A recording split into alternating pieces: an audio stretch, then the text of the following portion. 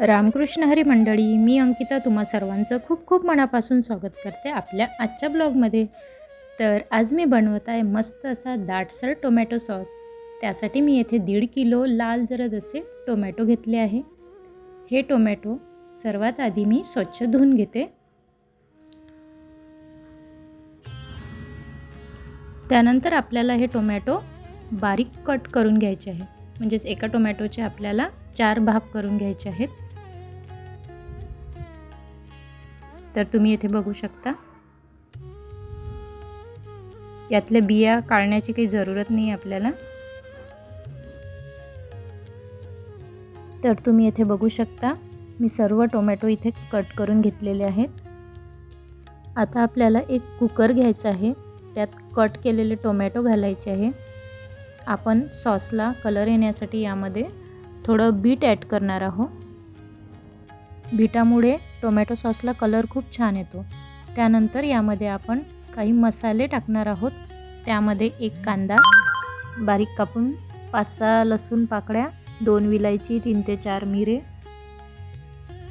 3 लवंगा, कलमीचे तुकडे घालणार आहोत आपण 1 ते 2. आणि हे सर्व मसाले आपण टोमॅटो बरोबरच शिजून घेणार आहोत.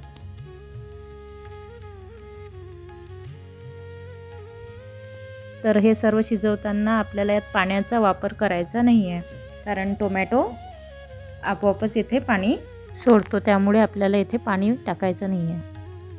तर तुम्ही इथे बघू शकता, आपले टोमॅटो मस्त शिजून तयार आहेत. आता आपण यातले मिरे आणि लवंग काढून घेणार आहोत आणि बाकीचं सर्व मिश्रण मिक्सरला फिरून घेणार आहोत. तर तुम्ही इथे बघू शकता, टोमॅटोचं मिश्रण आपलं तयार आहे. हे आपण चाळणीवर टाकून गाळून घेणार आहोत, म्हणजे बिया वगैरे काही जर राहिलं असेल तर ते चाळणीच्या वरतीच राहील.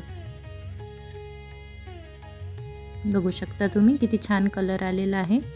आता आपण हे मिश्रण कढईमध्ये घालून घेतलं. सॉस शिजवत असताना आपल्याला गॅसची फ्लेम ही एकदम स्लो ठेवायची आहे आणि एकसारखं फिरवत राहायचं आहे. आता यामध्ये मी 250 ग्राम साखर घातली, 2 चम्मच मीठ टाकलं, त्यानंतर अर्धा चम्मच लाल तिखट आणि अर्धा चम्मच काळं मीठ. काळं मिठामुळे याला टेस्ट खूप छान येते. आणि हे सर्व मिश्रण आपण एकजीव करून घेणार आहोत.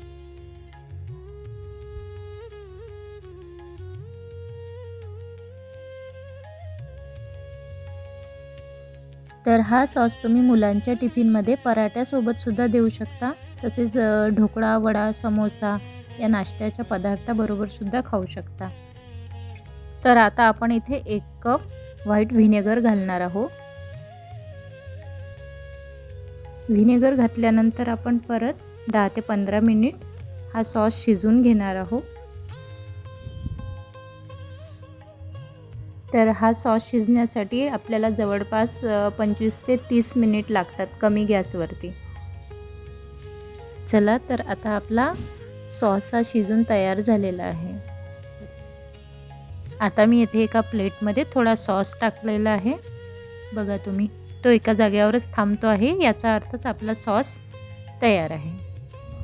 आता हा सॉस आपण थंड झाल्यानंतर काचेच्या कंटेनरमध्ये भरून घेणार आहोत. तर आपला सॉस हा थंड झाला आणि मी काचेच्या बरणीमध्ये भरून घेतलेला आहे. तुम्ही बघू शकता किती छान कलर आला ना आपल्या सॉसला. तर हा सॉस आपण 1 महिनाभरासाठी स्टोअर करून ठेवू शकतो, कारण यामध्ये आपण व्हिनेगर ॲड केलेला आहे. तुम्हाला जर हा सॉस जास्त दिवसासाठी स्टोअर करायचा असेल तर तुम्ही यामध्ये थोडंफार सोडियम बेन्झोएट टाकू शकता. बाहेरचा जो सॉस असतो विकतचा, त्यामध्ये सोडियम बेन्झोएट टाकलेलं असतं, त्यामुळे तो जास्त दिवस टिकतो. तर माझ्या घरी मी असाच ताजा बनवतो आणि संपवतो. तर असा होता आजचा ब्लॉग. तुम्हाला जर आवडला असल्यास लाईक करा, शेअर करा, कमेंट करा आणि चॅनलवर नवीन असाल तर चॅनलला सबस्क्राईब करायला विसरू नका. भेटूया अशाच एका नवीन ब्लॉगसोबत. तोपर्यंत बाय.